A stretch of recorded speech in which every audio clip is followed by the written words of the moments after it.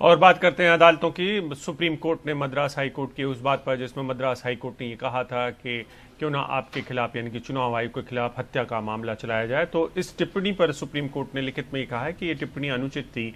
हालांकि इस मामले में उन्होंने ये भी कहा है कि अदालतों को कठोर टिप्पणियों से बचना चाहिए।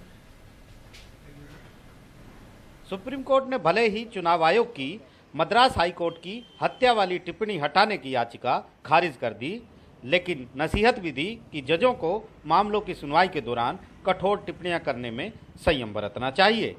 हालांकि अदालत ने कहा कि मद्रास हाई कोर्ट की यह टिप्पणी अनुचित और गैर जरूरी थी कि दूसरी लहर के लिए चुनाव आयोग अकेले जिम्मेदार है और उसके अधिकारियों पर संभवतः हत्या का मुकदमा चलना चाहिए। लेकिन हाईकोर्ट ने फैसले में ये लिखा नहीं, इसलिए इसके लिए किसी आदेश की जरूरत नहीं। वहीं अदालत ने कहा कि जजों द्वारा की गई मौखिक टिप्पणियों की रिपोर्टिंग से मीडिया को रोका नहीं जा सकता।